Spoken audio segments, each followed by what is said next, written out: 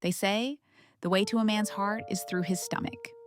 But my husband, James, apparently decided my way to his heart was through the kitchen sink while someone else was trying on diamonds. It all started last week when I took his coat to the dry cleaners and found a receipt in the pocket. $20,000. Cartier. I held my breath, counting down the days to my 35th birthday. I thought after 10 years of marriage, he was finally showing me how much I meant to him.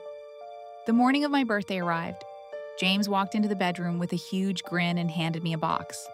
It was heavy, way too heavy for a necklace. I opened it to find a $50 food processor. He kissed my cheek and said, "Happy birthday, honey. I thought you could spend more time in the kitchen making those dinners I love." I didn't cry. I didn't even scream. I just smiled. In that moment, I realized the food processor wasn't a gift. It was a message about where he thought I belonged. That night, while he was at a late meeting, I logged into our joint bank portal. The Cartier transaction happened on the same day he was supposedly at the gym. It took me exactly 3 days to find her. Social media is a powerful tool when you know what to look for. His assistant, Ashley. Her latest post featured a glowing selfie with the signature Panthère de Cartier necklace. She was literally sparkling. I didn't confront him at home. Instead, I called the best divorce lawyer in the city. We live in a state where infidelity directly impacts the asset settlement. I had the papers drawn up and went out to buy a very expensive-looking gift bag. Friday afternoon, I walked straight into her office. It was a massive open-plan space buzzing with people. I found her desk, and she looked stunning, the necklace catching the office lights perfectly. I set the gift bag down in front of her and said, "Loud enough for the entire department to hear?" "Ashley, my husband asked me to drop this off.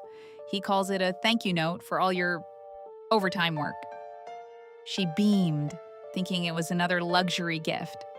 She opened the bag in front of all her coworkers. But inside wasn't a red Cartier box. It was a thick stack of divorce papers naming her as a co-respondent in an adultery filing. The entire office went dead silent. The scandal was so loud that Ashley was fired that afternoon for a violation of corporate ethics.